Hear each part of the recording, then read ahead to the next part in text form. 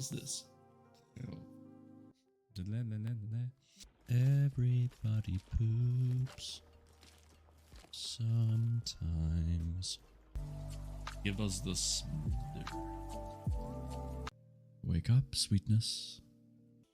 Your first time should be more than special. I'm in, Savannah said. Good Lord, Gemma. When a man and a woman, in this case, really, really love each other, what happens is they fuck. Ooh, hello? Oh, dang it, I lost my fish. This next word almost sounds like Quidditch. Quidditch milade Diana Agosiagath an Fiedian.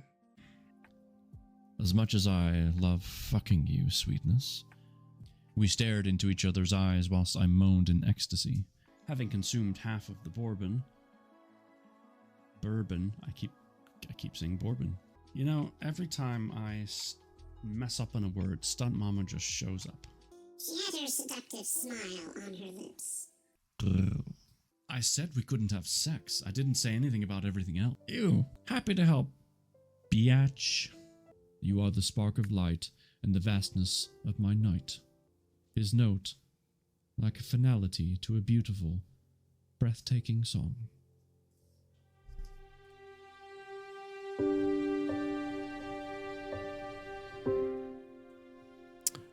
Good evening. It is fantastic to see you all. I hope you're doing well. We're gonna try this new music thing again. See if we can, fine tune it. Because I've added a bunch more songs, and I've been very much enjoying what they have. We just got to make sure we,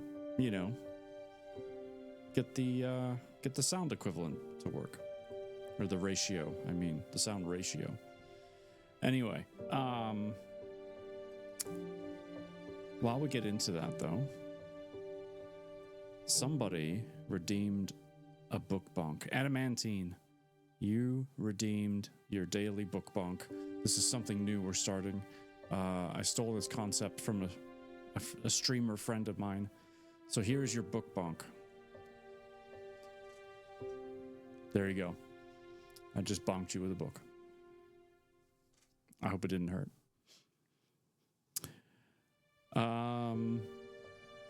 Farcliff, enjoy making dinner. Thank you for the book bonk. I needed to focus. Of course, I'm happy to help. I hope you have a good dinner, Farcliff. I forgot what you said you were making. Something about... I thought I saw chili, but I could be wrong. Oh, Farcliff wants a book bonk too. Okay. There you go. Rexter, it's great to see you. And Stump Mama's mama, hi. Hello. Oh, cooking while chilling, not cooking chili. Sorry. Mixed up my... We're doing some homemade tortilla chips and turning it into nachos. All right. Okay. Got them culinary skills. Good for you. I like it. We had a... Speaking of dinner... We had a Costco-inspired dinner tonight. We had a, what was it? Like an Irish stew. It's basically a pre-made bag of like your meats, your vegetables, your potatoes, the gravy that it's all in. There's some little onions in there as well. And then, yes, I had a slice of chocolate cake. Come on. Come on. Are we serious right now? Can we talk seriously? Of course I had chocolate cake. That seems really loud. Oh, that's why it's loud. Okay. Is the music really loud? I just realized why it might be. Let's see if we can figure out this audio, because I don't want to start reading the new book, brand new book tonight, until we get this sound levels under control. So, I just chopped the player to about half.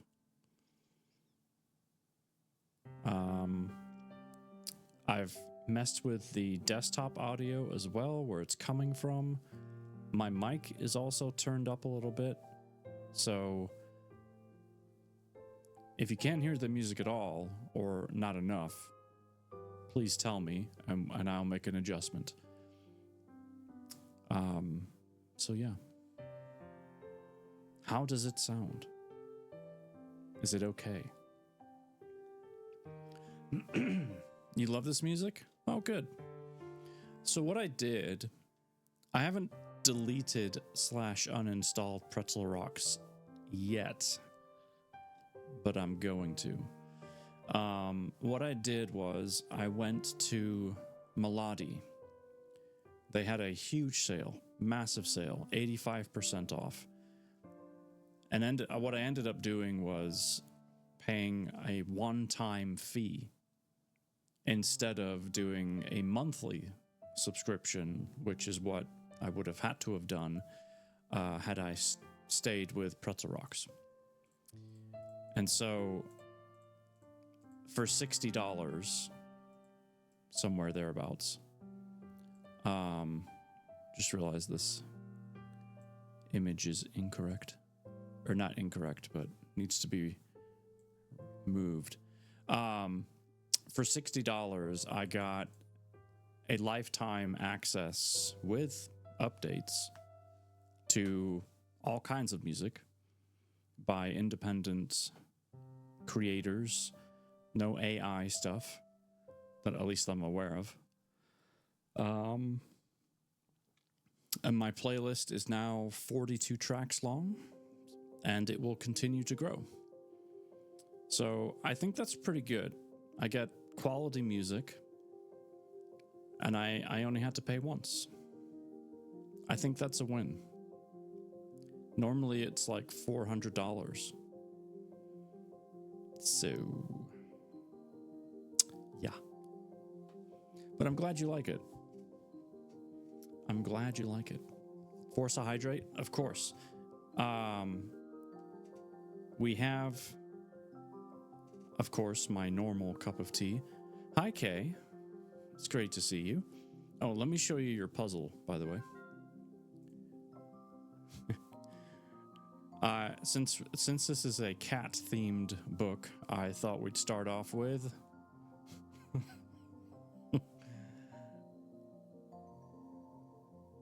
Happy Cat.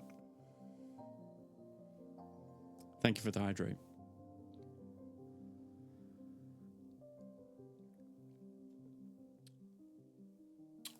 Not bad. Not bad.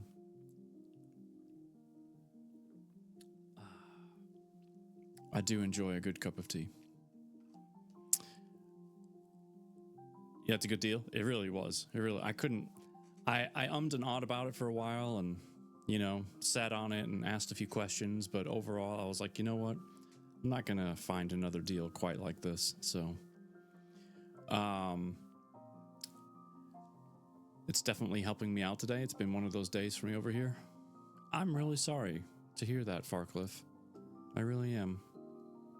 It's perfect to go with your voice, too. I like the soothing energy right now. Soothing.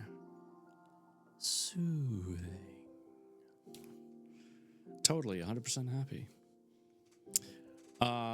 You want me to flip over the sand? Let's see if I can do this without messing it up. Oh,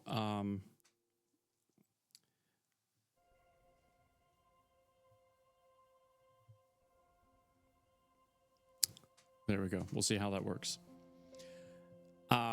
Every time I think about the sand and flipping it over, I think about the new house that's being built and therefore my new office. And I get excited because I can't wait to be there. there's been an update on that front. Let me just open up my pictures here. We now have the beginnings of concrete. So they're not completely done, but most of the driveway, that's not going to focus very well. Most of the driveway has been poured. And the covered patio in the back and extra has also been poured. And it's safe to stand on. I was able to stand on that. So there's still more work to be done. But yay, we have concrete. It's a lovely start. Okay, what are we doing here?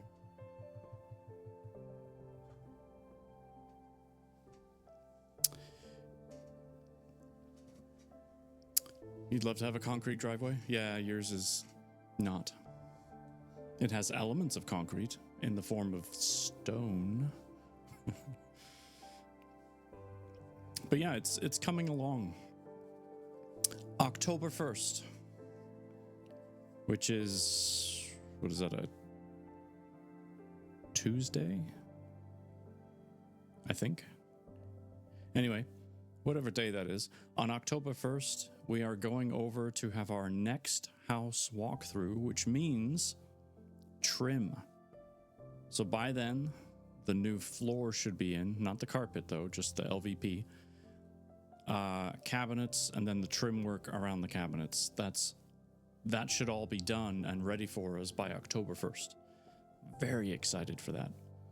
And then tomorrow, we are going to pick out our slab for the countertops. So that should be cool. Being able to kind of pick and choose what we want based off of the style that we've chosen. So I'm looking forward to it.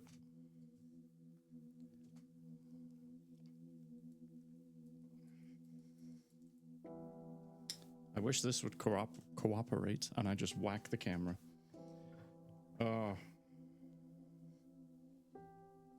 Steady.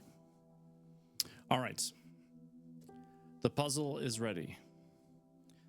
Exclamation point, Xerenyse.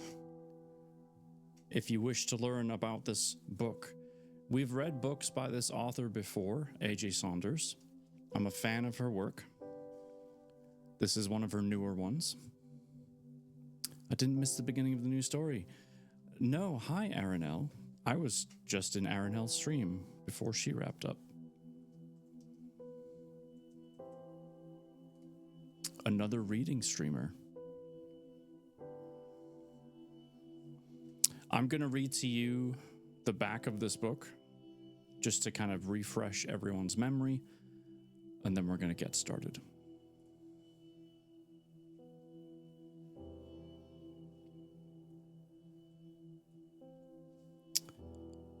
And where did our sand go? There it is. Got it. Okay. Of course, I wish I could have been. I was there a little while. I just hadn't said anything. And I feel bad about that because I should have.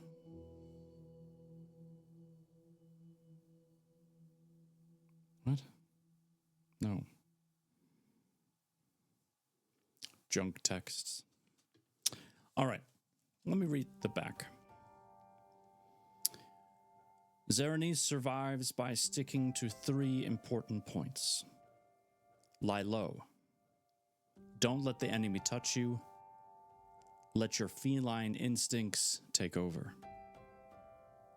Turned into a cat to escape being sacrificed due to a family curse, it isn't easy hiding when you're not used to living in the skin of a cat. That said, all Xerenyse has to do is turn 19 and pray her family can turn her back to a human. Found as a stray in Brittany's... Now, our author is French, so I have no doubt there's going to be some French words that I'm going to absolutely nail. No. like this one right now. Found as a stray in Brittany's Brosielande forest, Xerenyse doesn't expect to develop such feelings for Tristan, her savior, feelings of love and being cherished. But with her pursuer continually shifting to trap her, she mustn't drop her guard. Her enemy is desperate. His time is running out.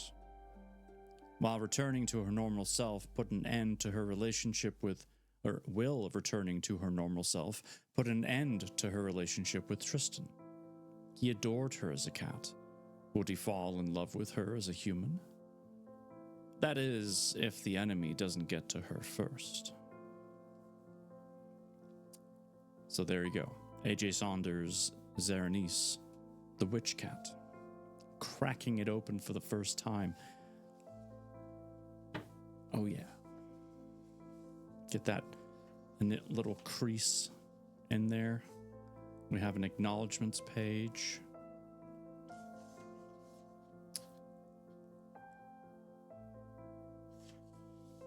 No table of contents, just straight to chapter 1. So I don't know how many chapters are in here. Let's double check the back. Maybe I can find 21 chapters, it looks like. So there you go. Of course, like always with our books, we're not in any rush. We're here to enjoy the story, to enjoy the process. So sit back, relax, and I'll read you a story.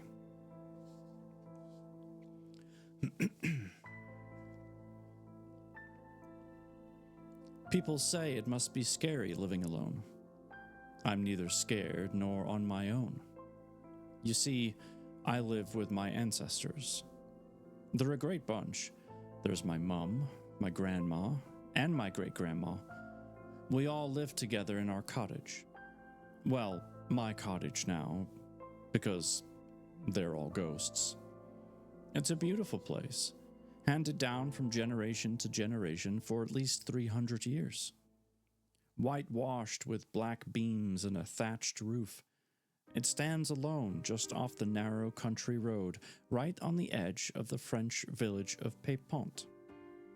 Not far from the lane leading to the forest of Brosielande, Merlin's neck of the woods. All is perfect here, ranging from the quiet countryside to the rolling hills. When my mother was alive, we used to wander up the hills to collect herbs and berries, because herbs has a H in it. She taught me where to search and instructed me in the art of potions, or should I say, in mixing various plants for herbal teas.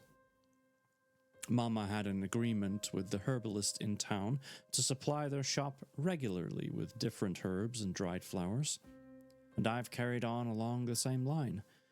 In fact, I'm on my way home from there now. A cool breeze brushes a few strands of hair away from my face, and I raise my head to the late afternoon sky.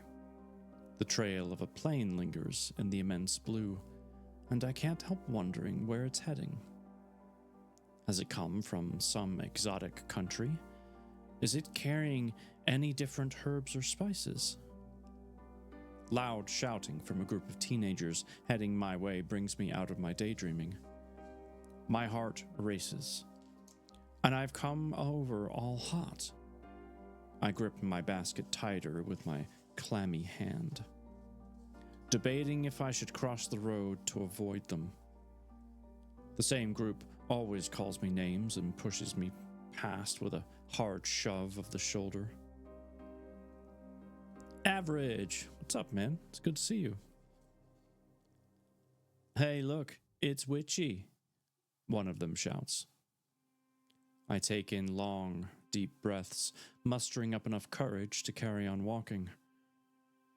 Nana always told me to stand my ground and not let the enemy see that I was scared. With her words in mind, I stoop and pick up a long, thin branch. I don't know what I'm going to do with it, but it makes me feel a bit braver. Oh, be careful, another says. Witchy might turn you into a toad with that wand of hers. I'm just so scared, the first replies, dropping his bag and knocking his knees together. Why do they react like that? Does living on the outskirts of the village in an old cottage growing herbs and selling them to the herbalist in town make you different? A lot of people buy teas or medicinal plants. Some even came to the house to buy directly from my mother when she was alive. Although I tend to wear long skirts with large pockets, practical for keeping my findings when I'm in the forest. None of my family went around wearing dark capes and pointed hats. Yet, the village folk still looked strangely upon us, as if they were scared. Since Mama passed away, though, I keep more and more to myself, venturing into town only when I need groceries or to provide the local herbal shop with herbs and dried flowers. Here she comes. I grip the branch and swing my basket. If they push me, I'll swing my basket at them or even slap their legs with my wand. Oi! Clear off, you lot! Mr. Grandot, our neighbor from down the road, opens his gate and takes determined steps towards us. I don't know if it's the mean look on his face or the way he clenches his fists, but the boys don't hang around. You all right, my dear? He asks, coming to stand next to me. I toss the branch to the side of the road. I'm fine, thank you. That's good then. By the way, your valerian herbal tea works wonders. I'll have to get some more in town. I sleep like a log. I'm glad to hear that, I reply, giving him one of my best smiles. I like the man. He's one of the few people, along with the herbalist, who actually asks me how things are and if I'm all right. He seems to take a real interest in me. He smiles back and returns to his house while I hurry down the last stretch of the road to my cottage, wishing my life had been otherwise. If people had accepted me, I wouldn't have had to leave school at 16. After being continually bullied and called names, my mother decided to give me home teaching. At the time, I was relieved. Now, however, I regret it. I wanted to carry on studying, pass my exams, sign up at the École Bretonne des Herbastiers, obtain a diploma so I could set up my own boutique instead of selling my teas and herbs to the shop in town. I scream out my frustration. That's not going to happen right now. If all goes well, maybe later. Hi, Mel. It's good to see you. How are you? We just started our brand new book. I turn the bend in the road and pull to a halt, my pulse quickening as I gaze across the fields. Nothing seems out of place. All is quiet. So why does my chest hurt? Long time no see, my friend. Seeing me now, and I see you. And Mad Locust is here. Hello, Mad Locust. We're just a couple of pages into the brand new book. The wind picks up, trembling the beautiful nods of snowdrops as I open the wooden gate and step into the front garden. It won't be long before spining? Okay. We were doing so well. It won't be long before spring shows its face. More vegetation will appear, and the hungry bees will return to dance from flower to flower. I love it here. I wouldn't dream of living anywhere else.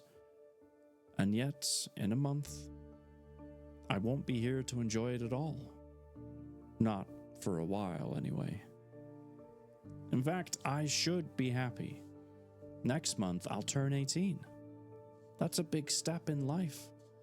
A magic birthday. A milestone into adulthood with advantages like voting, buying a house, or even getting married. But that's for normal people. Nice, had trouble sleeping. Now I'll get my very needed bedtime story. You're just in time. For me, 18 means a huge change. And when I mean change with a capital C. I'm going to be changed into a cat. Can you believe that? I'd love to have a boyfriend, have someone to talk to other than my family. But what's the point of getting involved with someone only to disappear for a year? Would he wait for me? How could I tell him what was to come? Would he even believe me? I stomp up the garden path, eyes brimming with tears. Why did this have to fall on me? I didn't ask for it. Didn't ask to be born into a family of witches either. All is quiet when I step inside the cottage. My family aren't here. Or could they be in the back garden? I put my basket next to the table and head to the kitchen window, where I spot them gliding across the lawn. No doubt time for another lecture about curses and duties, or to check and see if I have all the herbs to make that special recipe for the herbalist.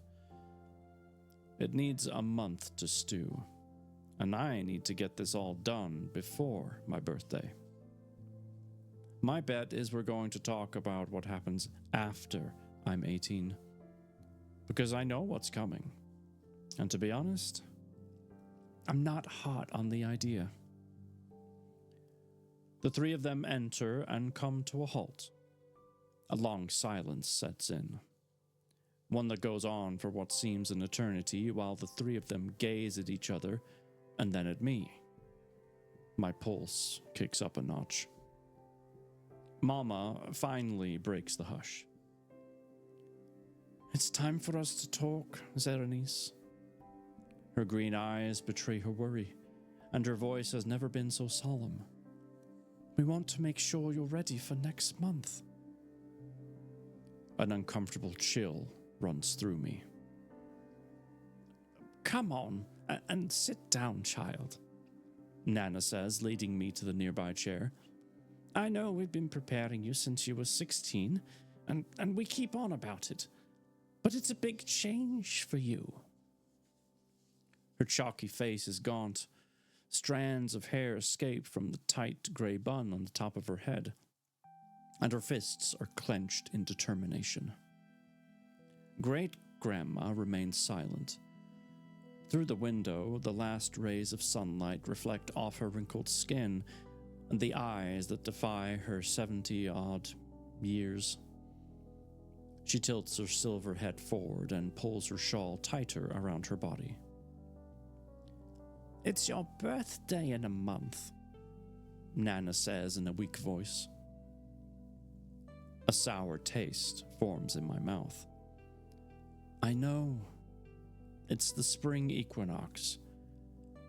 And how can I forget what's to come? My mother approaches and caresses my head. I'm dreading all this, Mama. Yes, I know, my love. But we have no control over the curse. I look up and stare into Nana's face. She tries to put on a reassuring smile, but the frown between her eyes betrays her worry. It'll be all right, she says. We've had our plan for years, and it's going to work. You'll see. We haven't gone about this lightly. I clasp my hands together in an attempt to stop them trembling. I'm still worried about being changed into a cat, though.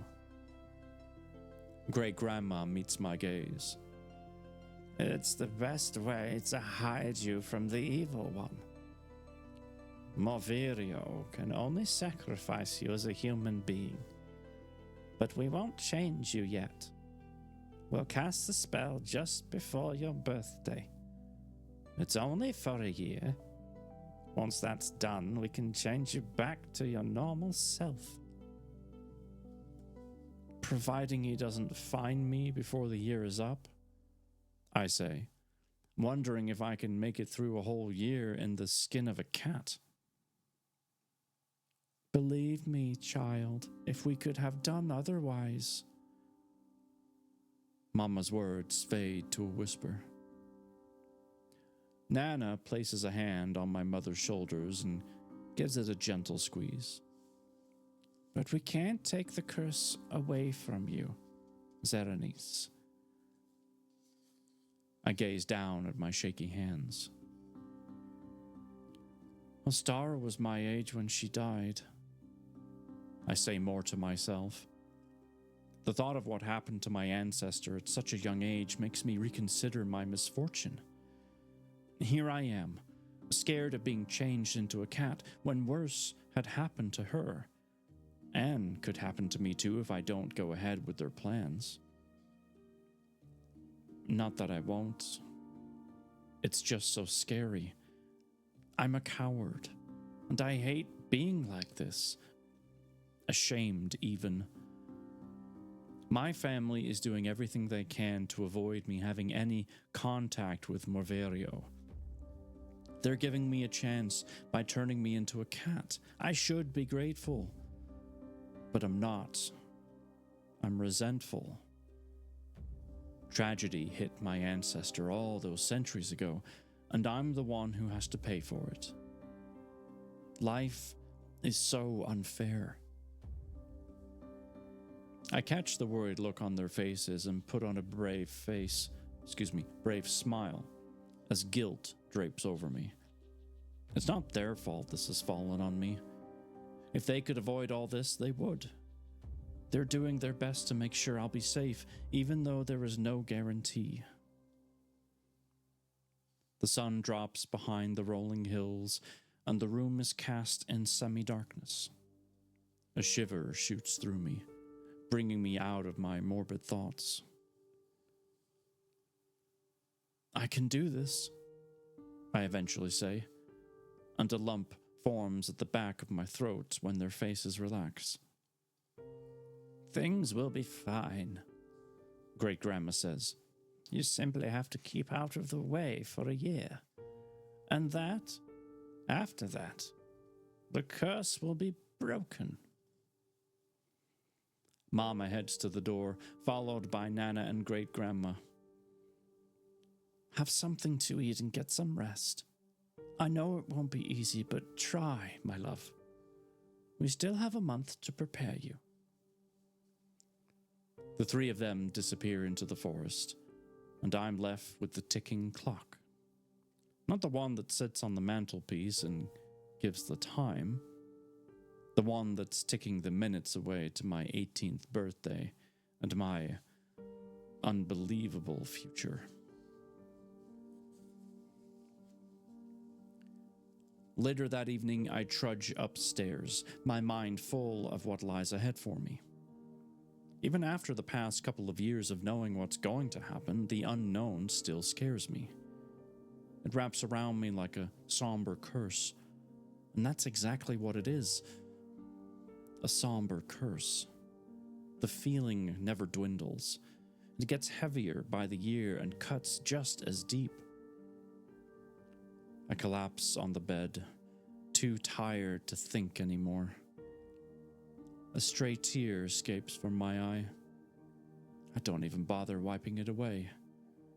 I simply close my eyes and let sleep take over. Now there's some text on the page here which, goes on for almost the rest of the chapter. But it's all italicized, so I'm assuming what we're about to read is everything happening in her dream.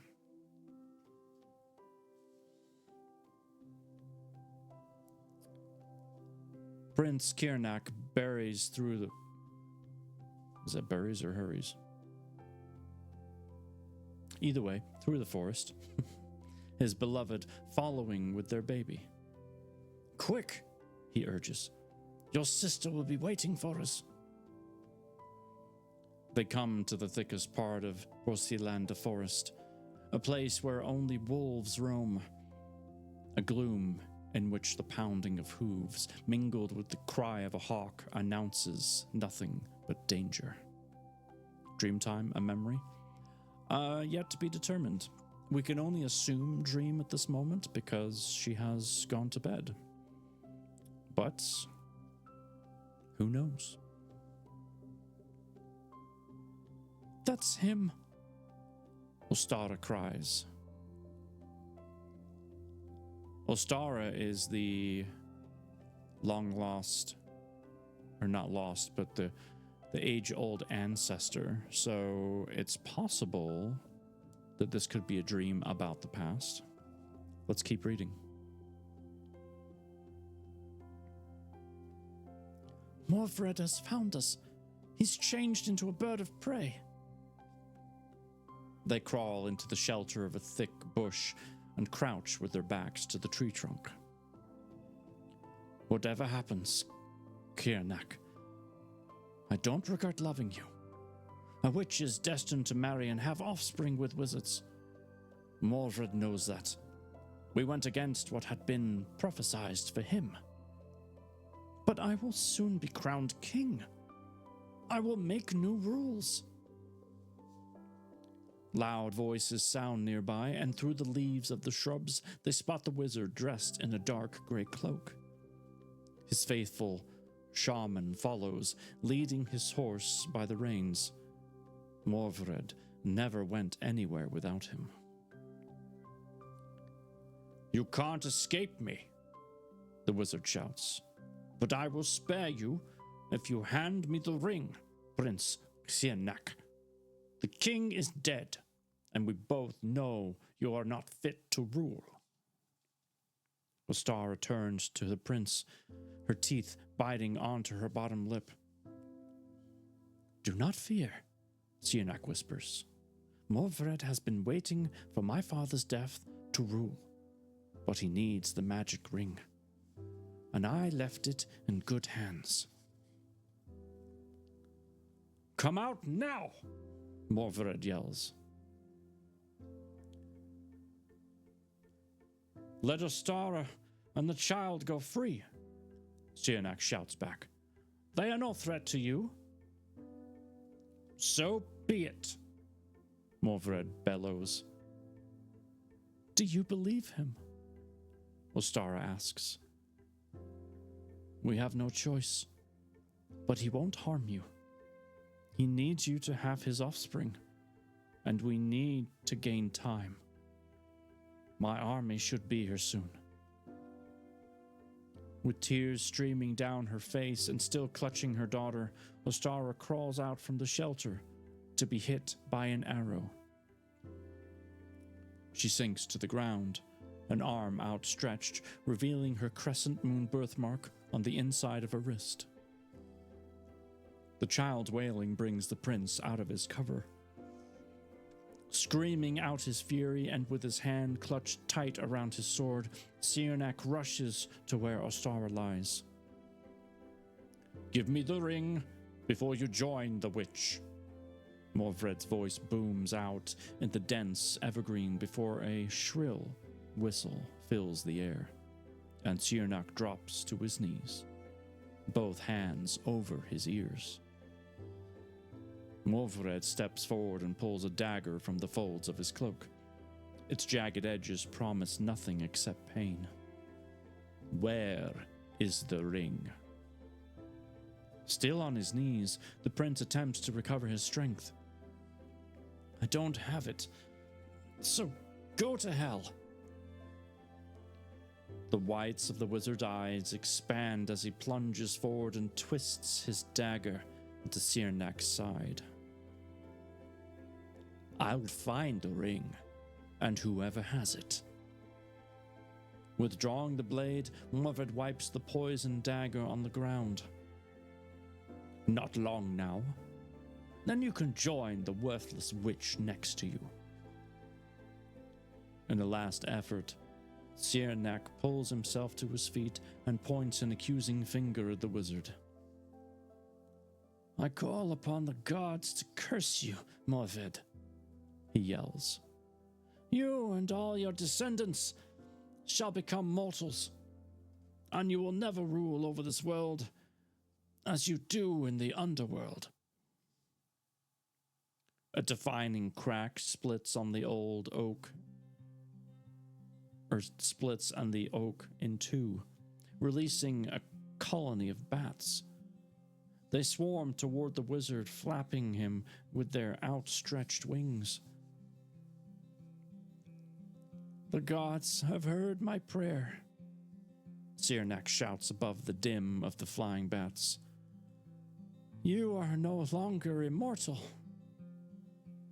Do something, Morved screeches to the shaman as he grabs the baby. I can't undo spells that have been cast on me. Get rid of the curse. I cannot undo the curse, the shaman replies in a low voice, but it may be modified. He taps his staff on the ground, and a slow, lazy wisp of smoke curls up from the earth. The shaman's mouth falls open, and a thin veil of crimson mist emerges before he speaks in a deep, guttural voice. For you to obtain eternal life, the broken land witch must perish by knife. While she is of 18 years, with the help of the ring and the sacrifice, the 300-year curse will bring paradise, but beware of Brigid's emerald stone. A deafening clap of thunder sounds overhead, causing the child to scream. The gods of the underworld have spoken, the shaman says, regaining his normal voice.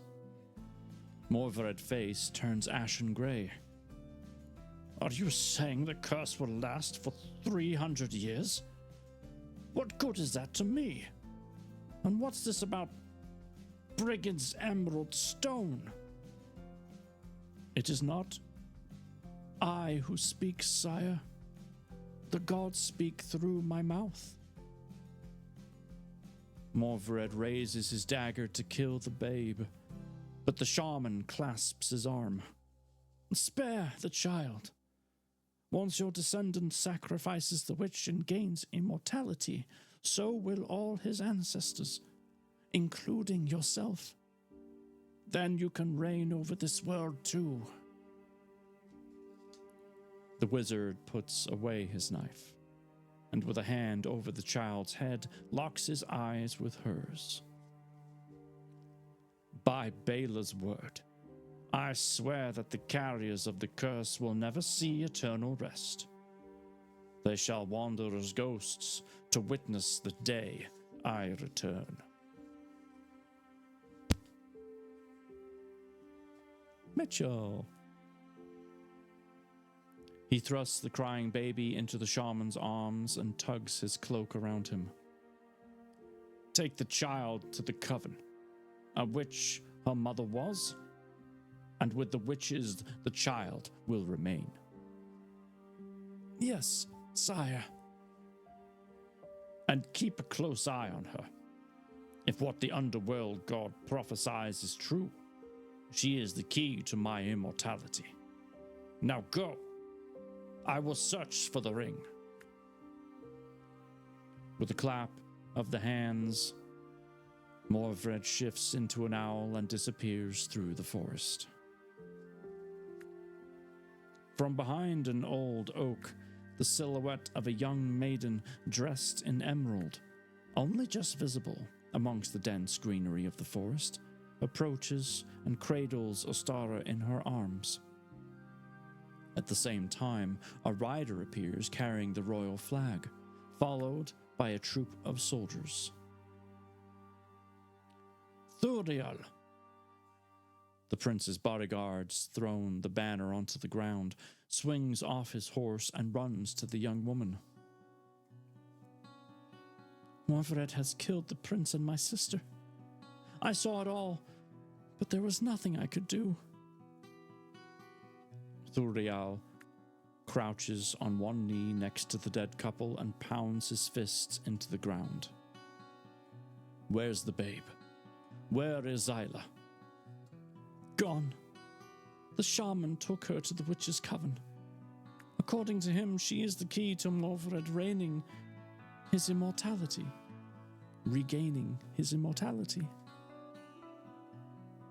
Thuriel rises to his feet. But he's already immortal. Not anymore. Xerenyse called upon the gods to take away the wizard's immortality, but the shaman communicated with the underworld. Morvared and his descendants will only be mortal for 300 years, after which, with the help of his dagger and the magic ring, his descendants can sacrifice the Xerenyse witch, bringing them all back from the dead. And that witch will be Zyla's descendant. Yes. The young woman unties a piece of jewelry from her wrist and holds it out to the young soldier. Take this bracelet and guard the emerald stone. It was Ostara's. She might not have been killed if she was wearing it. She knew it has powers to help her hide. Thuriel pulls out a leather pouch from his tunic. The prince gave me his ring to guard, said it is a protective shield against evil. The young woman gazes at the twisted band of golden berries sitting in the palm of Thuriel's band and fingers the mauve claw-set moonstone. The bracelet is precious too. It was a gift from Brigid, the goddess of protection. The shaman told Morvared that he had to beware of it. Thuriel stares at the emerald stone hanging from a velvet ribbon. I can't keep it, Thuriel. If the shaman finds the bracelet, he'll understand this is part of the prophecy. I will return to the coven to look after my niece, and you must take the prince and Ostara back to the palace to be buried. The young soldier takes the bracelet and nods for his men to come forward. Adieu, Thuriel. Remember to tell your descendants to keep the 2 pieces of jewelry safe, because Morvared will tell his offspring.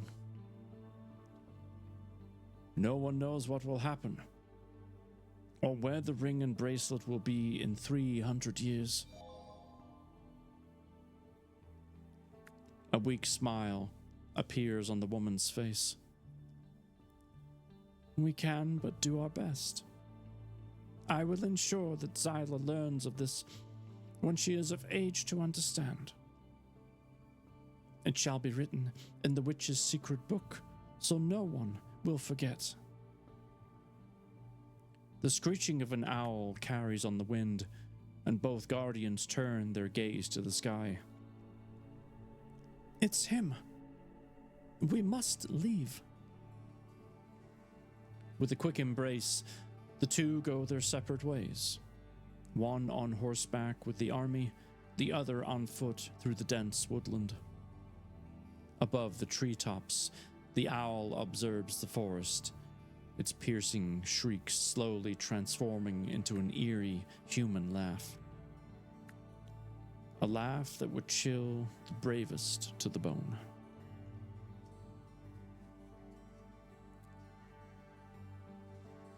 I sit bolt upright, coughing and spluttering as I heave for air. The rumpled duvet lays tangled around my legs, My pillow is hugged tight against my chest. Despite a cold sweat covering my body and my legs trembling, I control my breathing and manage to relax. The first hesitant notes of a blackbird break the silence, and I let out a long sigh. I'm not in the forest. I'm in my room, in my bed. Yet the dream appeared so real. The last time I dreamt of Ostara was a little after my 16th birthday. On that day, my family gave me a special potion to drink.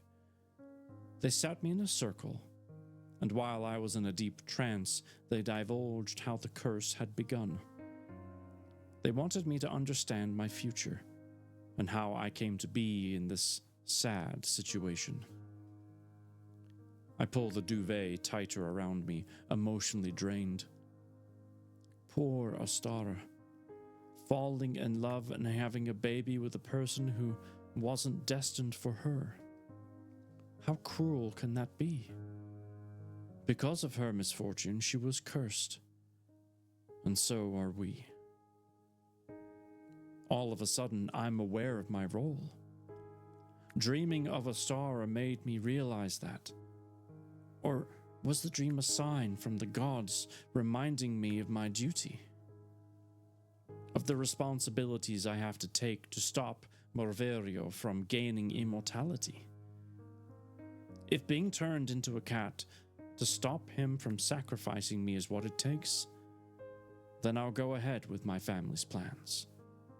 Because it's only for a year. Besides, it's only for a year. With a frustrated sigh, I fling my legs over the side of the bed and head to the window. I push back the shutters, and a chilly breeze enters the room, making me shiver again. The forest lies asleep, a dark, quiet mass, silent and full of secrets. And that ends chapter 1. Book Father, thank you for reading tonight. I needed this. My dinner is done, though. It's time to eat and get ready for bed. Well, I'm glad I could help.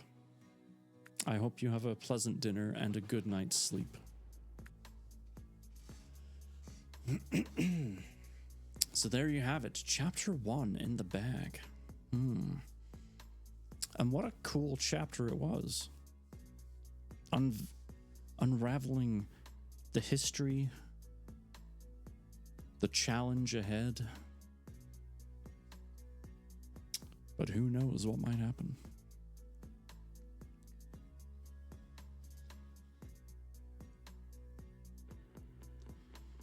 I will absolutely color you Aranel. Would you prefer green? Some red, perhaps? Or would you prefer a nice bright blue sky? I mean, what? Chatter's choice.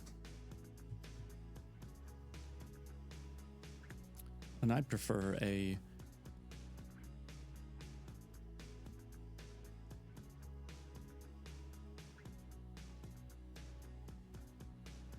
there is sand dripping, it's just very hard to tell.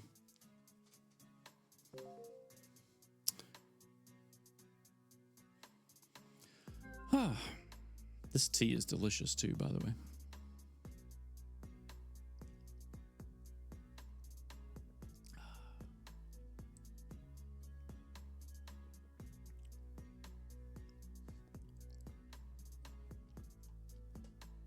A chapter was a wild one from what I was paying attention to. It was. A starry blue sky, mysterious like a Van Gogh painting. Done. What kind of tea do you have? The same as always, adamantine. Black tea. A little bit of sugar and some milk. Just the way the English intended it.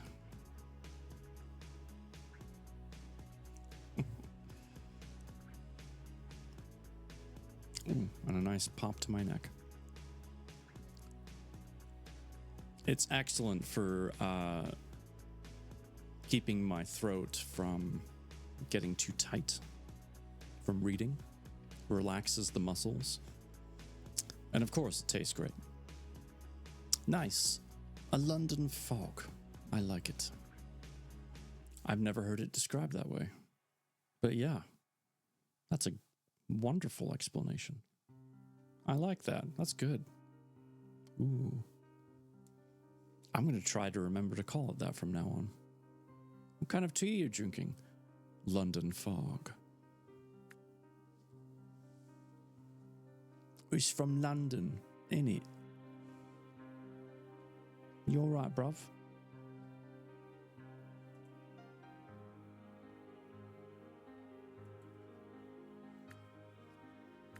That's how I've heard it called before. I'd write it down, a London fog with black tea and a bit of sugar. Yeah, I like that. That's good. That's a bit of alright, that. Yeah. Yeah. Anyway.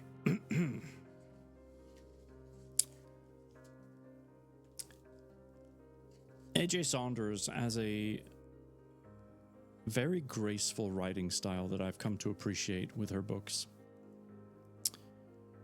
The story has a nice kind of flow to it,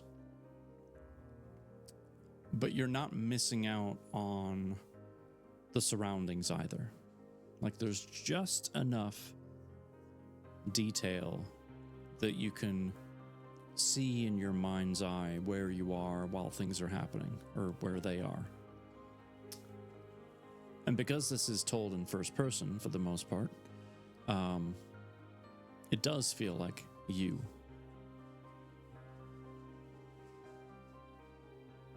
So yeah, I've grown to appreciate her work.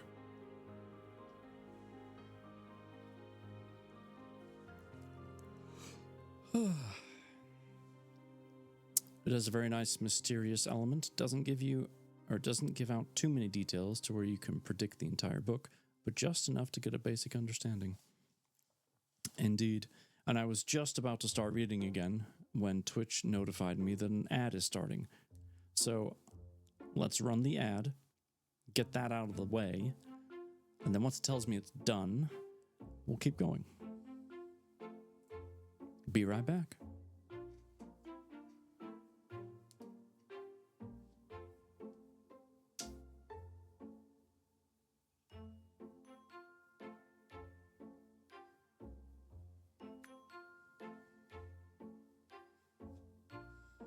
Just moving with the music.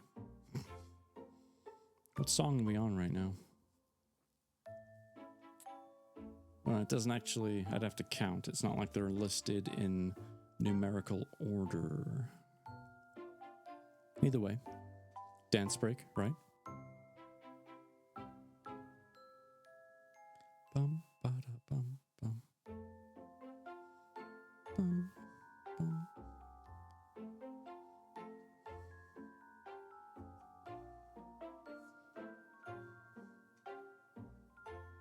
All I'm missing with this tea is a nice chocolate digestive.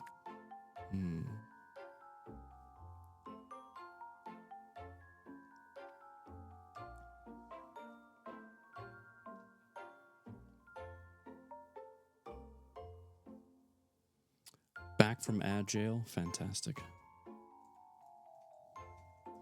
Let's check to see if this link works. Hey, look at that. It does. I hope everyone's had a good weekend. And I'm hoping that this time that we're spending together is helping to kind of relax your brain, shut your mind off a little bit before we get into the week ahead. I don't know what you have going on. I don't know what the plans are. I don't know what stresses are coming your way. Maybe they're here right now. But what I do know is that it is my goal, part of the reason why I do this, is to try and help you forget about those for just a little while. Not forget so that you can avoid them, but just make you realize that maybe they don't have to have so much power over you that they cause you that much anguish. Because really, deep down, when we think about what stress is, it's our mind relinquishing control over something that makes us feel the way we do. That's all stress is. And I know that's way easier talked about than practiced. I get it. I've got a few stressors rumbling around right now myself. Some of which are very real. But I'm really, really trying to not let the emotion of what stress is control me. And this reading stream is just a little way to help with that. So I hope it helps you too. With that in mind, chapter 2, which means 2. I can count to 10 in French. Be proud of me. I have no idea what the French word for chapter is. But either way, chapter 2.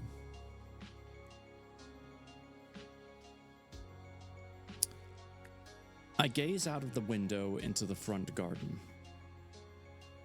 3 weeks have passed since my nightmare. In a week, I'll be turned into a cat. Only 7 days left in my human form. Prove it? You want me to count to 10 in French? Fine. 1, 2, 3, 4, 5, 6, 7, 8, 9, 10. Merci beaucoup. A shudder ripples through me. I'm going to become a feline. Act like one. Eat like one. Survive like one. My grandiose black cat weaves its way through the long grass on the other side of the road and jumps onto a tree stump. It raises its head to the sun, whiskers twitching, basking in the warmth. Will I behave like that too? Even think like a cat? Or will I reason like a human? So many questions to which I have no answers have been screaming through my mind. The question I have is, when we get to the point of her being a cat, every time she talks, am I just going to say meow, meow, meow the whole time? Meow, meow, meow.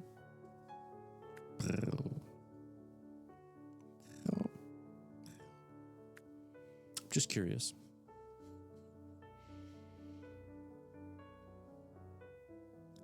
I chew on my thumbnail, wondering if I'll be able to communicate with the cat or with any other cat. If I could, maybe one of them would help me, show me what to do to survive, unless my cat instincts will come naturally. The cat scurries away, and I'm left with the forest staring back at me. Its trees sway as if they're beckoning me to enter. That's going to be the place where I'll be living soon. I know quite a bit about the forest. Mama used to take me to some parts to collect mushrooms and berries. This may be the safest place to hide. I step outside into the back garden, eager to make the most of my time before the fateful day arrives, and tears prickle my eyes. What will the garden be like in a year's time? The ivy will have crept everywhere. The grass will have grown, my herbs will have no water, and the garden will look exactly like it did when Mama was too weak to look after it before she passed away. My feet guide me down the stone path to the tiny wooden gate that leads into a smaller garden, holding a riot of herbs and medicinal plants. The small greenhouse where I raise young plants sparkles in the sunlight, reflecting the bright blue sky. I push open the door, and an earthy smell greets me. The potted thyme appears healthy in the corner. It won't be long before it needs to find a permanent home in the garden, and an ache forms in the back of my throat. No one will be here to plant it there. It won't survive. When I come out of the greenhouse, a cold shiver runs down my spine. There it is a second time, that strange I'm being watched feeling. The one I felt a few weeks ago, walking back from town. My happy sigh turns into an uncomfortable frown. No one can get in unless they come through the house. Two sides of the garden are enclosed by a 3-meter-high stone wall, and the far end is hidden by a wisteria, leaving only a tiny passage to the herb garden's old iron gates. The gates are always locked, and sturdy enough to keep out any trespasser. And if by chance I forget to lock them, their squeaky whine will warn me if anyone gets in. I wander back to the cottage, trying to shove these uncomfortable thoughts out of my mind.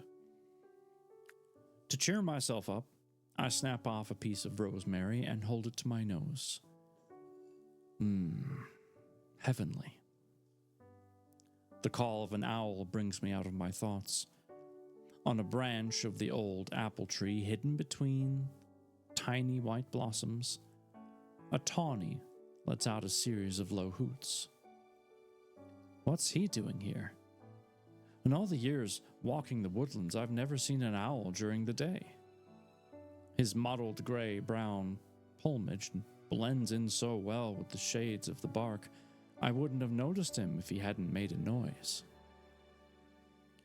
He ruffles his feathers and observes me from afar, casting a sense of unease around me. The only thing I want right now is to get back to the house, quick. A chilly breeze disrupts the warmth of the day, bringing me out of my thoughts.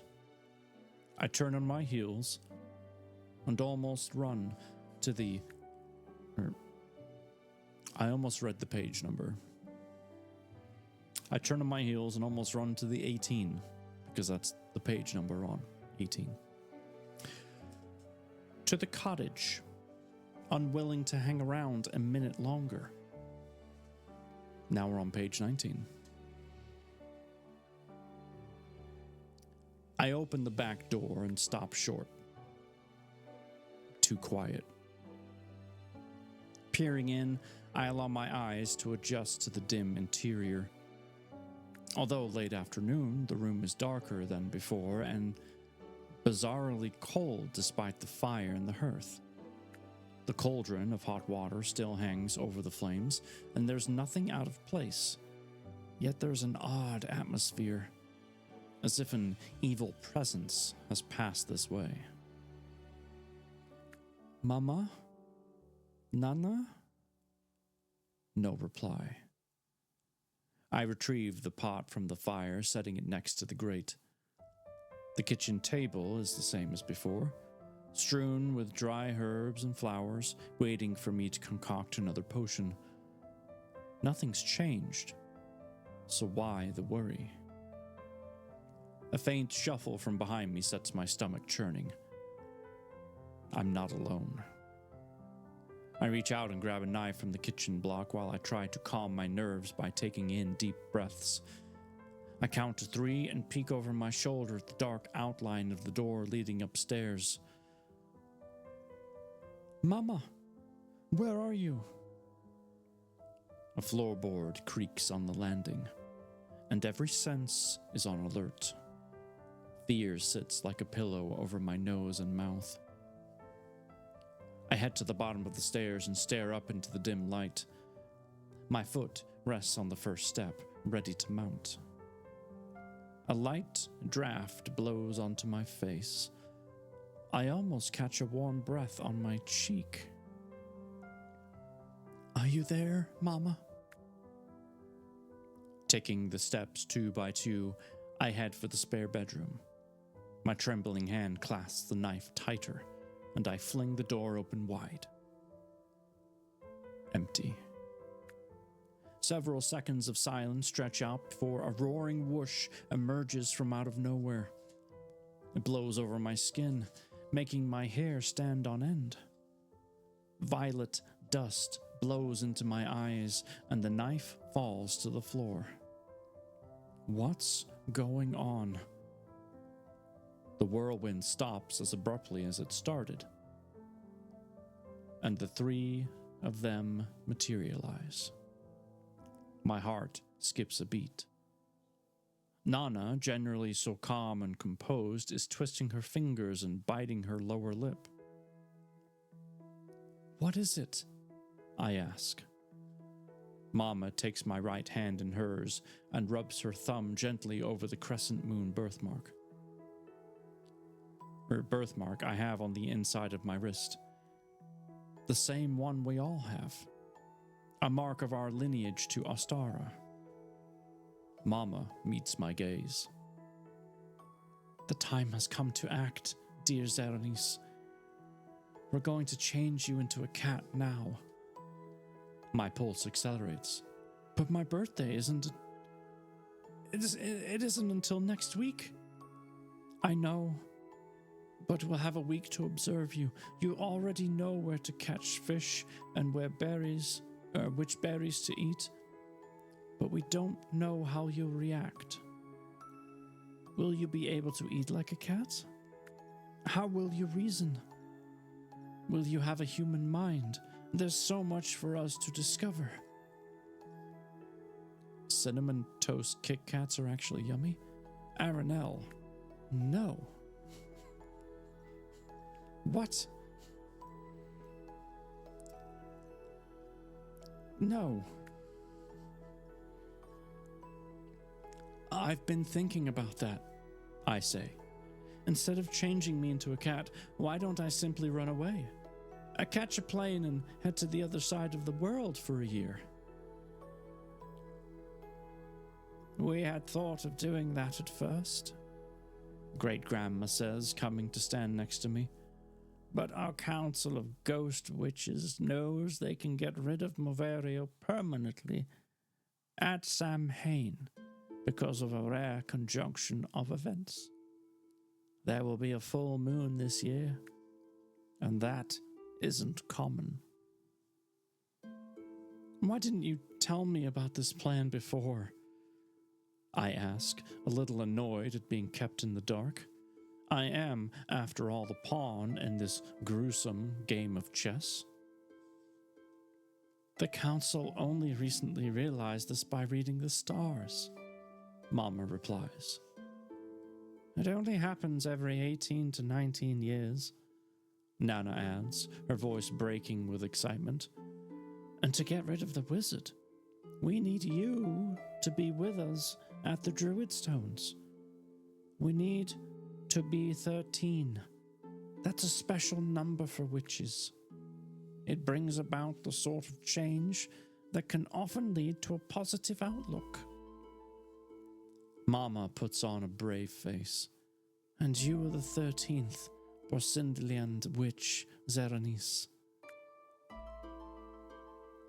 I don't want to raise my hopes, but my hands become clammy. Could this mean that I'll only be a cat for 7 months instead of a year?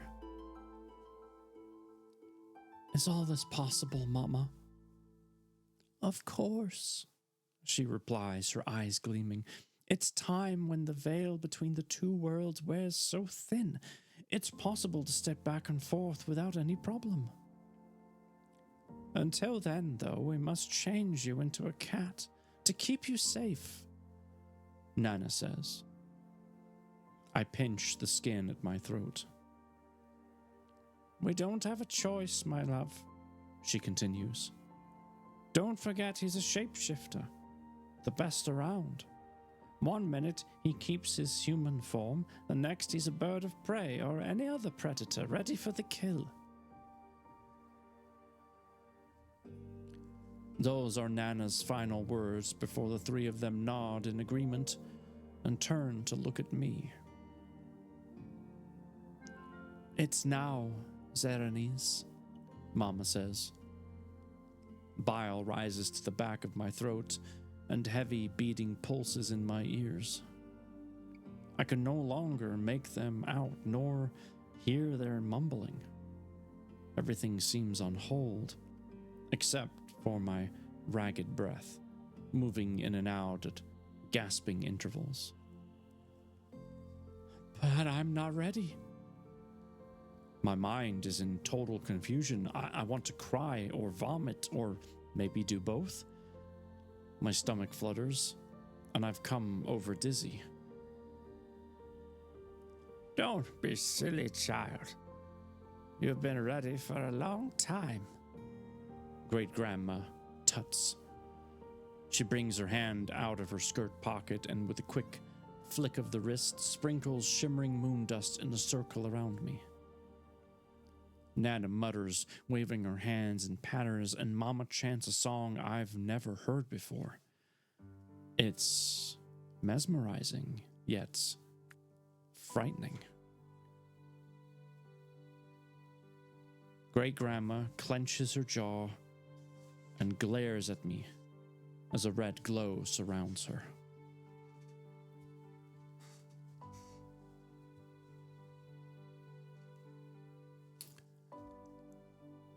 Dust flies in all directions, and I can't think straight. Mama's wind-blown auburn hair is a scraggle around her heart-shaped face. Nana has never been so disarrayed. Great-grandma tries to control her flyaway shawl, and I'm tearing into bits. Both my hands stretch out in shock. From my fingertips, threads of silver filaments pulse. They flicker and change color from white to gold before turning inky black. Mama, my hands, they're changing color. Pins and needles prickle my skin all over before knife-like pain rips through every muscle until I'm a mass of tortured flesh. I taste that familiar metallic tang of blood. An ice rushes through my veins. Screaming, I double over and squash my head between my hands, trying to ease the pain. It doesn't help. Stop it! You're gonna kill me! Both my arms and legs shrink as my bones crack and mend in a hurricane of agony. I drop to the ground, fists clenched while the room erupts into vivid colors. My fingers brush against coarse whiskers that shoot out from my sides of my shrinking face. Strong, pulsing throbs in both ears. My chest heaves. As the pain recedes, I meow. I try to stand, but like a young animal taking its first steps after birth, I collapse. Falling onto my side, I stretch out 4 legs. Black fur continues to cover me, and the room's grown bigger. We've done it. My mother's voice is triumphant. I draw in a deep breath and stumble backwards, bumping into the mirror behind me. When I turn to face my reflection, emerald green eyes stare back. The only feature of the old me that hasn't changed. I don't know whether to laugh or cry. How do you feel, child? Nana asks. Strange with all these legs, and everything looks so big. You'll be fine, Xerenyse, Mama says, caressing my head. Nana is about to say something when a tapping on the skylight brings our attention to the roof. The same owl I saw in the garden sits perched on the edge of the window, its head bobbing from side to side, gleaming down at us with two different colored eyes. "It's him!" Nana's voice comes out in a hysterical scream. "It's Marverio!" "What on earth is he doing up there?" Great-grandma hisses. My heart misses a beat. "That's the owl I saw in the garden, but I wasn't close enough to see its eyes." Mama gasps. "So, Marverio is around then, eager to grab you as soon as you turn 18. Or waiting to see what we plan to do." Nana butts in. "I hope he hasn't heard our plans for Samhain," Great-grandma says, rushing out of the room. I follow her onto the landing, Mama and Nana close behind. "More meows," the bookfather. They can talk to cats. Well, at this point, I'm assuming she's not actually meowing. But then again, I don't know.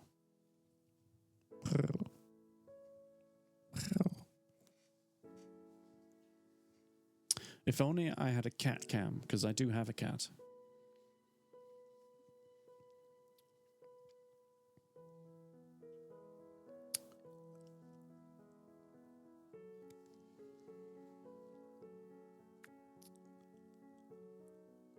Let's see. Oh yeah. I follow her onto the landing.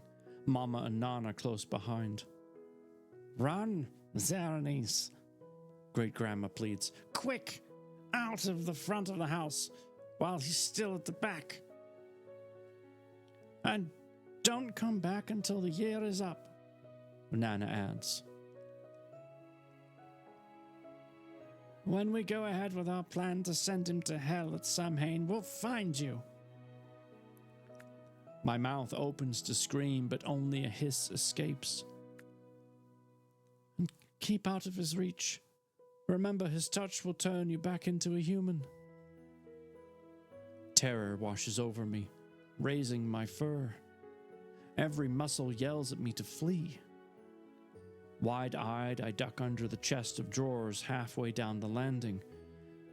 Where am I supposed to go? "Come out from under there, Xerenyse.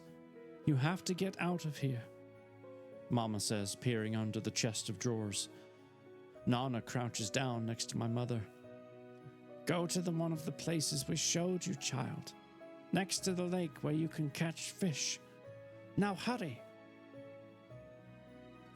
My legs scramble in all directions.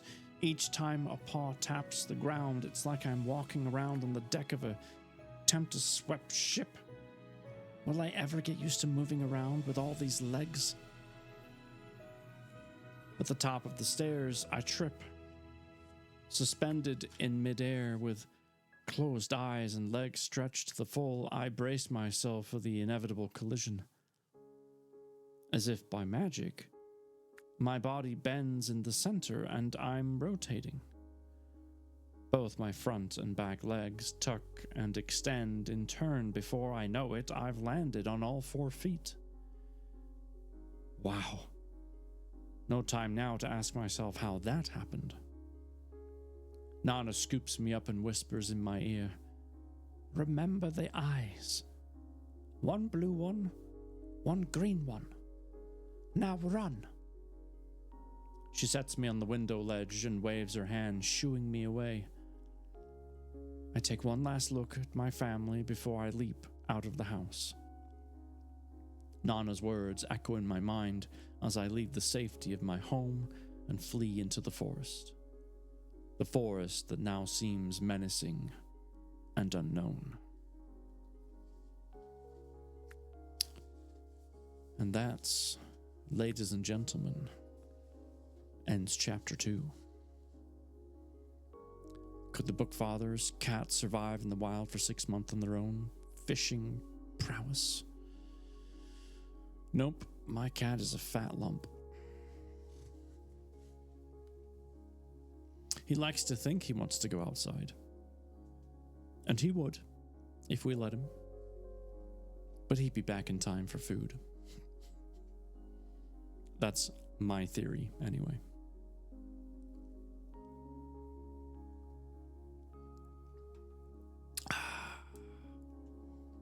Aranel, what are you up to these days anyway? I was going to ask in your stream earlier.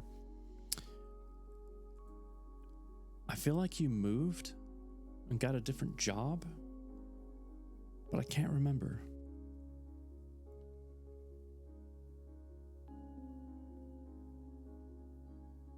Or maybe I'm putting two different memories together. I don't remember.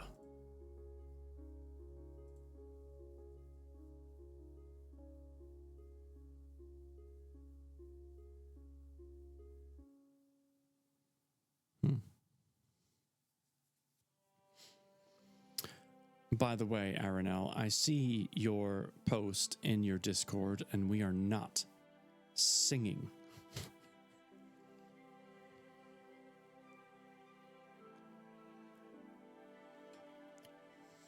I'm just having fun listening to such a unique book. It's so interesting. I thought she'd turn into a cat later in the book, not in the second chapter. Well, yeah, I could see that. But at the same time, let's put into context the length of the book. It is just shy of 200 pages. It's 199 pages. And chapter 3 starts on page 25. So, in context, we've read 12.5%. So the story really is only just kind of kicking in. Had it gone on too much longer, we wouldn't have enough time to really explore what this new life is like being a cat. So we'll see. What I am slightly surprised about, though, since we're kind of discussing that, is how quickly Moverio, the owl, has kind of returned. I would have expected perhaps a hint of just like, oh, there's an owl. But anyway, look over here. You know, just kind of that little clue of an owl, aka him. But he's like, at the end of the chapter there, he's full on present and like, hey, I'm here and I'm gonna get you. So yes. Singing. I like singing. Halfway decent at it too. Then you should sing with Aranel. I did. I don't want to talk about it. I do want to say that my nieces are sweeties and are becoming an aunt in the last year. Aww. That's awesome. And you don't have to say anything. I just had this past memory of moving and new jobs and stuff like that. Maybe the owl was always keeping an eye on her. In a bad way, though. Bad owl. Bad guy.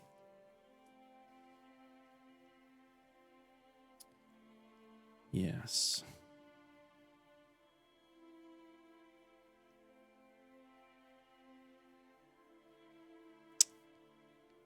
My nieces are sweeties. That's lovely. I've heard of a stalker, but not a stalker owl. Yeah.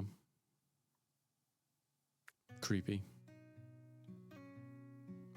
Ooh.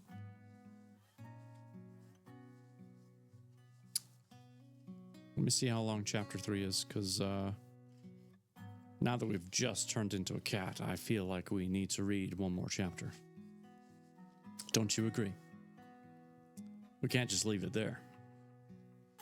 All right, we've turned into a cat. Goodbye. Not at all.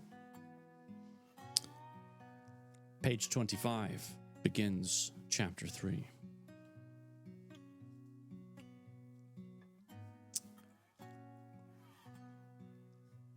I run through the silent trees, no real idea of where I'm heading. Everything looks so different from down here on the ground, but distance is all that matters. Each time a paw taps the ground, a different thought comes to mind. And I've got 4 feet. That's a hell of a lot of unanswered questions surging through my head. What am I going to do? Where am I going to go? Will I be able to survive a whole year in the skin of a cat? How will I manage being alone for the first time ever? Out of breath, my stomach tight, I come to a halt and sniff the air. My new sense of smell is amazing. I admire the moon peeping out from behind menacing clouds. Its beautiful shape brings a flashback to when I was a carefree girl, lazing in the long grass, observing the celestial beauty, while Nana's soft voice hummed as the gathered, special nocturnal wild plants. Will that ever happen again? Will I ever slip out of this cat disguise and return to a normal life at the cottage? Back to the young, happy-go-lucky girl I used to be with my family? My vision blurs. What I'd give to change places with the moon. To swing in the sky with no worries or cares. I want nothing more right now than to live a normal life surrounded by my family. To be safe again. Have them care for me. I simply want to be me. The scent of rain is dark and potent. Stillness falls over the glade I've reached. A loud clap of thunder rolls across the hilltops. For a moment, everything stops. Even the wind is on hold. A streak of bright light slices through the sky, a vivid reminder of Xerenyse the thunder god, and the storm breaks. In a second, the heavens open their sluices without mercy, and the intermittent raindrops have become a wall of water. This can't be right. We never have heavy thunderstorms in March. It's called climate change. Just possibly. The cold rain pelts down, flattening my fur and stinging my whiskers. I'm now aware of why cats hate the rain. It hurts like hell. I scurry to the left and dive under a scabby bush. Shit, that hurts. The thorns scratch like hell. On second thought, this isn't a good idea. The sparse foliage won't keep me dry. I need to find better shelter. Not easy in the countryside. In town, any doorway, open garage, or even under a car would be a blessing. I muster up enough courage and slide out of the hiding place, tummy flat to the ground. Those vicious branches won't set their thorns in me a second time. Cold, wet grass tickles my stomach, and I shudder. The temperature has dropped. If there isn't a break in the weather soon, it's going to get colder. Keeping to one edge of a dirt track, I try to avoid the wet, shaggy undergrowth on the outside as the mud clings to every paw in the center. Before long, the path gives way to a clearing and to a cattle shelter. Through narrowed eyes, I glance around the dark shadows, sniffing the air, ignoring the heavy raindrops. Nothing to worry about here. No danger around. The building has seen better days. Years of rain, snow, and blistering summer sun have left their mark. The structure that once protected animals is now no more than a shack. A few of the moss-covered tiles on the roof are either broken or ready to fall. The rotting wooden walls that make up the construction add nothing to paint a better picture. I stretch to my full length and wriggle under one of the door's broken planks to be swallowed up by the darkness. Inside, my eyes adjust quickly to the obscurity. This is incredible. I make out shapes of dusty frames as well as posts and thick, dusty cobwebs housing sleeping spiders. Nearby, The sweet, musty scent from a bale of hay spirals up my nose. What a heavenly smell. For a brief moment, my thoughts travel back to a blissful past when Mama used to take me to feed the horses on the other side of the village. How I miss her. And I've only been away for a few hours. Outside, the pitiless rain continues to fall. I leap onto the bale and crouch low, trying to keep warm. A few moments later, my feline instincts kick in, while I'm grooming my stringy, bedraggled body back to fluffiness. It's strange licking my fur, but it's the only way to dry myself. I'll have to go along with the cleaning. Loose fur sticks to my tongue and I can't help spitting it out. I need to avoid swallowing too much. Somewhere in the distance, the trill of a nightingale floats through the air. I swivel my head and strain my ears. Someone is out there. I can sense his energy, smell the evil presence. A sudden screech fills the air. Leaves stop rustling in the trees. The fur on the back of my neck stands to attention. He's getting closer. I have to get out of here and as far away as possible. I prounce off the sheaf and stretch under the shed's door once again. Fortunately, it stopped raining. A figure hunched.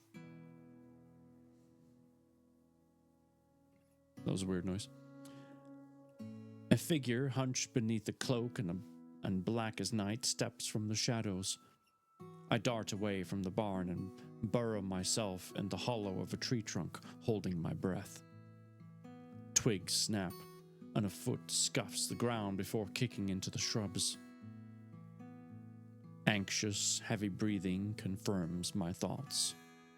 He's annoyed. I shrink further back into the cavity, a prey waiting for a predator to pounce, hoping he won't find me. Thank goodness black fur camouflages well with the dark shadows. I know you're there, Xerenyse. His voice is harsh in the dark night. My pulse fires up and I spring back to my crouched position, trying to control my tail, and for some reason has expanded into a huge bottle brush. I sit tight, head down so he won't catch my reflecting eyes. I don't remember ever being this scared before, and it's just the beginning. Come on out, pussy, he bellows. He's got to be joking. Fear rolls over me as a wave of his power bursts into the woodland, and he heads towards me. Wanna play games? I love hide and seek, and I'm in no hurry. Not for the moment, anyway. The end will be worth the wait. His deep-throated cackle rings in the clearing before it fades to a distant croak. I let out a deep breath, only to put it on hold once more when a golden streak of lightning cuts a zigzag through the trees. It strikes the ground in front of me, throwing leaves and earth onto the air and ripping the forest with a deafening clap of thunder. A second slash of lightning cracks the sky as I dart out of the hidey hole. It illuminates the glade, and I make it out of Moverio's body on the ground, a thin veil of smoke curling up from his cloak. Was he struck by the lightning? Is he dead?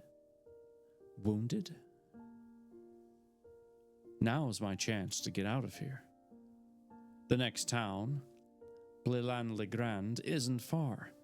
About an hour and a bit. Surely I'll be able to go faster with 4 legs. Not done like I thought I was. Gotta add more roles and a few messages to the channel, which isn't too bad, but a pain in the ass mostly. I get it. When your skills are ever present, they will be ever needed.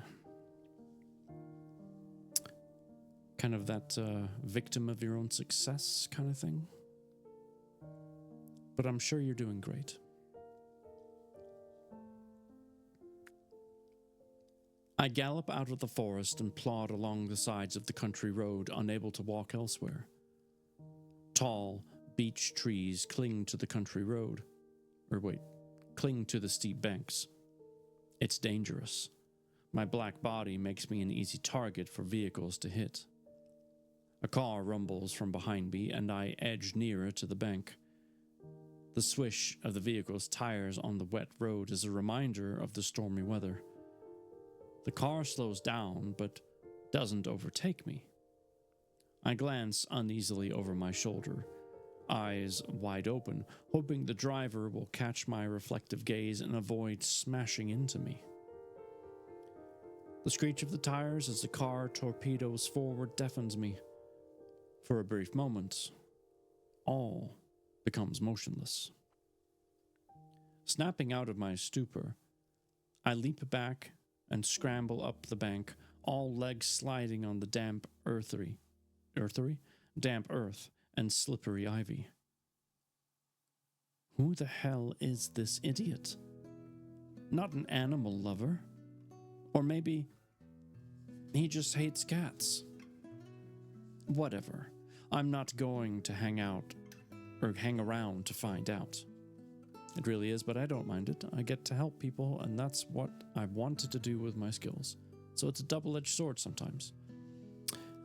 I actually understand what you mean. It is. But as long as you're doing it for the right reasons, in the end, it will work out. Distant streetlights flicker through the skeletons of tall poplar trees lining the road into Pelelon-le-Grand. I love this town. The rain eases a little as I enter the graveyard on the outskirts of the town. The silence here is heavy. In the distance, a dog barks. Around me, the leaves murmur in the treetops. I squeeze through the bars of the rusty gates with the help of my whiskers and stop. No animals rustle in the undergrowth on the other side of the wall. Even the wind has died. A shiver crawls up my spine when a shadow falls a few inches in front of me. I choke back a cry and raise my eyes.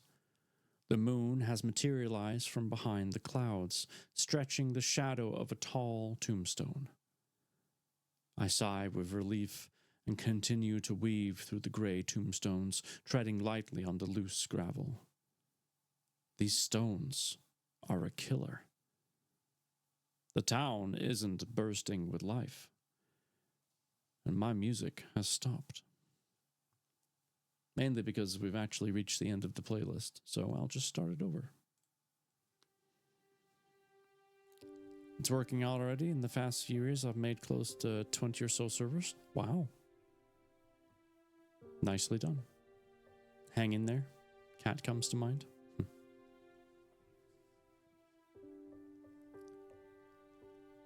Apart from a young couple walking arm in arm, the streets are empty. That doesn't bother me, though. The small shops display signs from the early years of the last century, something I've always liked. I rush past the beautiful stone fountain, dominating the center of the town square as fat, heavy drops bounce off the pavement, and I drop my head. Shit, it's raining again. I avoid the downpour by clinging to the buildings, taking advantage of any possible cover. I'm not a big fan of rain, even though I could do with a wash. My dirt-matted coat, following my quick getaway from the maniac in the car, itches like mad. The Excalibur restaurant comes into view with its swaying sign. What a great name. I love the stories Mama used to tell me about the magic sword and how the Lady of the Lake shot her arm up to grab the sword when it was tossed into the water. My belly rumbles, bringing me back to the present. A slow undertone of pain eats at my stomach. I desperately need to sniff out food before I faint. Nothing has passed my mouth since lunchtime, and my head tends to spin from time to time. Thank you, it's either made from scratch or added on to what's already there. It's nice to help others, I like it a lot. I'm proud of you. We need more people to just help, you know? Creeping up to the restaurant's patio, I turn my face into the gentle breeze and sniff the promise of a meal. The small yard doesn't look inviting, but there's food down there. My nose tells me so. A mouse quivers in the corner, eyes alert, back pressed up against the wooden wall. There's no escape possible. Although its sandy brown coat blends well with the fence, its aroma penetrates my nostrils. As if on instinct, I lower myself a little and stealthily skulk forward an inch at a time, eyes focused on my prey. With only a short distance separating us, I crouch down, ready to pounce. In a flash, my backside's wiggling, and in the next second, the rodent is pressed to the ground under my paw. Wow, that was quick, and so weird. How did I manage that? The mouse peers up, fear in its liquid black eyes, whiskers twitching like there's no tomorrow. And I can't do it. How can I kill the adorable field mouse? Crunch the little sweetie's head and make a meal of him? On the spur of the moment, I decide to become a vegetarian and release him. The rodent tilts its head to one side, eyes full of astonishment, before it scurries along the edges of the fence and into the night. Trying to coordinate my mind and body is going to be hard. I know who I am, but it doesn't feel like me. Of course, this cat disguise is for my own good, yet I feel trapped. At times, it's as if I'm not in control of my body, like pouncing on that mouse just then. Despite this confusing situation, though, I'm proud of my good deed. So, you have chosen death.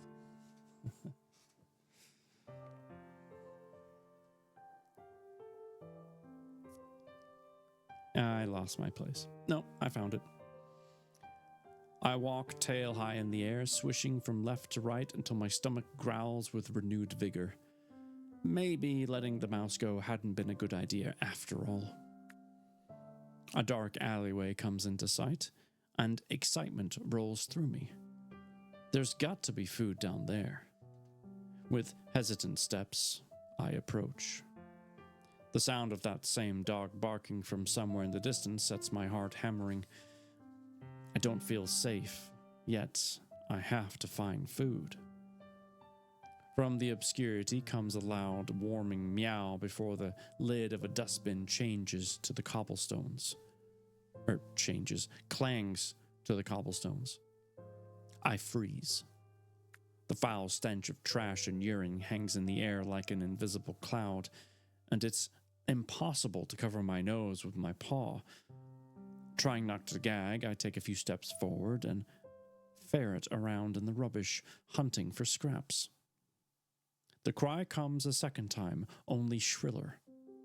It sends a shiver, flitting through me. Two sly eyes reflect the pallid streetlight before a tortoiseshell alley cat slinks into the flickering light. Tail held high, he studies me, with lantern-like slits, chest puffed out and paws ready to pounce. What is that supposed to mean? I scrutinize his eyes, ready to run. They're both amber. I let out a half-relieved sigh. It's not Morvario. Still doesn't stop me from worrying, though. What's going on in that cat's mind? He sniffs the air and walks around me in silence. He doesn't come over as aggressive, but I keep an eye on him all the same. When his nose lingers over at my backside, I turn quickly and hiss at him. What's his game, getting randy like that? I want to shout, go sniff on someone else's alley. Only a long-pitched wail gargles out. I stand my ground, swishing my tail with annoyance. I need to come over as being brave, just like I did with those young boys when I walked back home from town. Nana's words come to mind about not showing the enemy you're afraid. Does that go for cats too? Shit. I don't like the gleam in those eyes. With each step carefully calculated, the Tom inches nearer, his backside gyrating. Overconfidence oozes from him, and he's got a mean, determined expression in his eye. Food is not what he wants. Adrenaline floods my system. I've got to get out of here quick, before it's too late. But despite my body urging me to sprint out of sight, my legs refuse to budge. He takes a step to the side and with his tail held high, propels a spray of urine onto the red brick wall. Shit, he means business. I'd better watch my back. Or backside in this case. I don't like this one little bit. Things are getting out of hand. Without warning, he pulls his head back and lets out an ear-piercing yowl, such a terrifying screech that it sets the skin on my back on my neck crawling. It doesn't even sound of this world. A few teenagers stroll into the alleyway, maybe for a smoke, maybe because they caught that spine-chilling yell. Hey, a couple of cats in heat? I am not, thank you very much. Did you hear me yowl? The alley cat gives me one last look and legs it. Phew, saved. A teenager in faded jeans and a jacket takes a long drag from his cigarette, flicks it to the side and heads my way. Come here, puss, he says, showing a set of teeth trapped in a brace. Get lost. I turn and scamper across the street, tail between my legs. It doesn't take me long to adjust to four legs, and at times like this, it's handy to be able to move fast. There's something about that adolescent that gives me the creeps. Call it a cat's special sense. No surprise that Tom did a runner. If this is his camping ground, he knows what they get up to. Dark clouds race in front of the moon, and the wind perks up. I need to find food and shelter for the rest of the night. Maybe if I had friends, I could go to one of them. Take in shelter with them. Sad to say, I don't have friends. Children in school ignored or bullied me. And since the age of 16, I studied at home. Hey! A young man shouting to a friend as he hurries down the pavement brings me out of my thoughts. The sky darkens even more, and he breaks into a sprint. Not surprising, huge drops of rain hit my fur. It won't be long before it tips down. I meander through the town's maze of winding roads and end up in the main square. The beautiful church stands tall with its intricate spire. Eerie, sunken-eyed gargoyles glower down from where they crouch on stony cornices. I avoid their stare and snake into the cold, dim nave. The smell of incense tickles my nose. A huge cross hangs behind the altar, heavy and brown. The moon filters through the cracked stained glass windows, scattering gentle colors onto the cold gray stone. I head up to the altar, admiring statues of various saints. A few candles flicker under the different figures. Could this be a sanctuary from Morvario? Footsteps echo and I dive under a pew. When I raise my head, a priest is kneeling on the step in front of the altar, mumbling. He clasps a rosary between his bony fingers, caressing each bead in turn while he raises his eyes to the cross. After some time, he gets to his feet and makes the sign of the cross before lighting a candle. The dim, flickering glow illuminates the space around him, adding no warmth to the place. With a weak smile, he takes one last look at the cross before turning on his heels and disappearing down the aisle, his rapid footsteps echoing on the large flagstones. Certain he's gone, I wiggle out of my hiding place and catch the distinct click of the door being locked. Blast! I'm trapped in the building. Now what do I do? There's no chance of getting out here before someone opens the door. That might not be until tomorrow. I turn to the tall windows where raindrops drum on the panes before streaming down. At least I'm out of the cold and wet. Although it's not that much warmer in here. I get the impression even the figures in the stained glass are shivering. Padding around, I come across a small, austere room. A large cast iron radiator sits alongside the far wall, begging me to approach. With a bit of luck, that might keep me warm. My optimism is short-lived, though.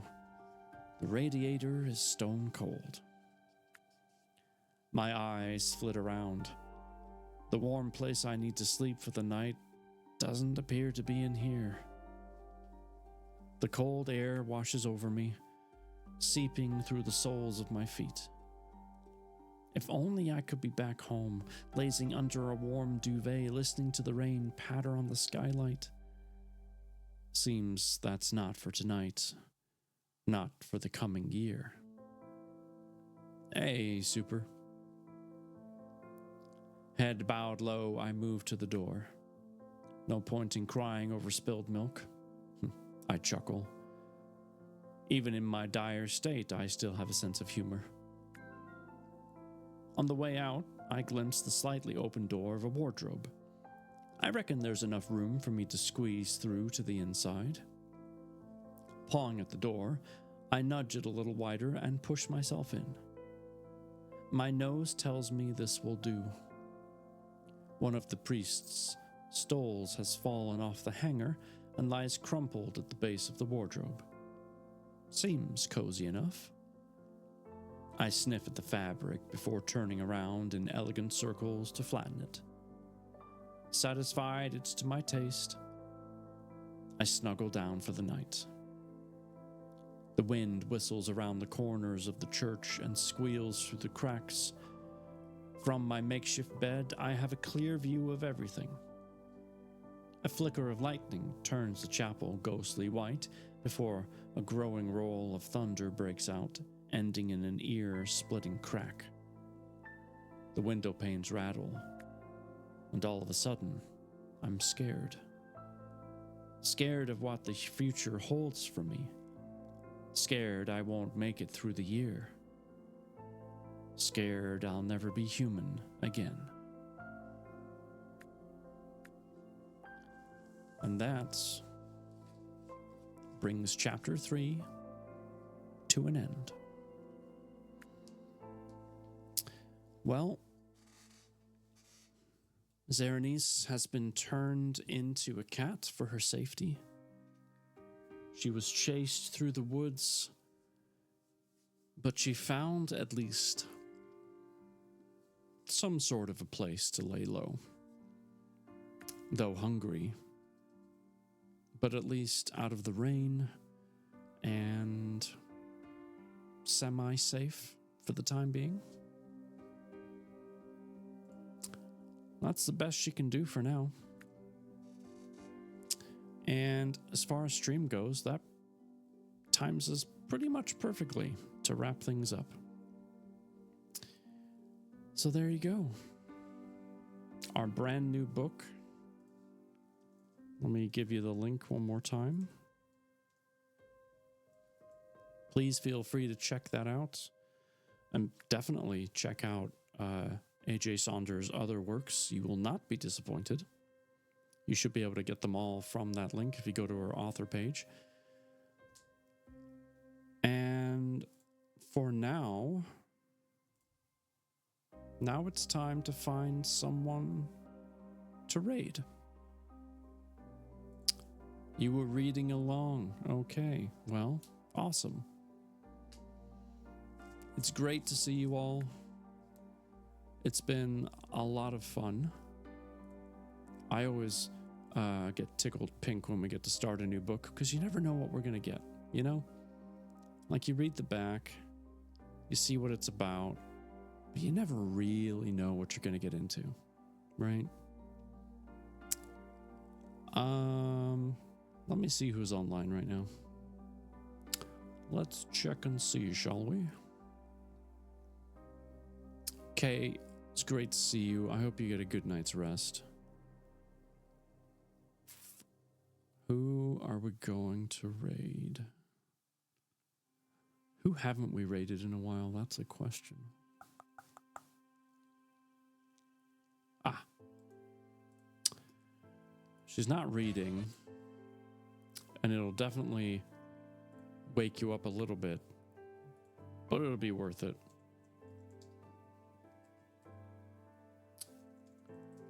She's currently playing her violin, and she does a fantastic job of it. We read one of her books not that long ago. Let's go raid that violin chick. Go say hello. Copy and paste the raid message if you would. And we'll be back on Thursday. Same time, 6 Central, about 2 hours ago, to continue our story and see what's going to happen to Xerenyse on her new cat life adventure. But until then, I hope that you have a good week ahead. Take care of yourselves, take care of each other, and have an amazing night.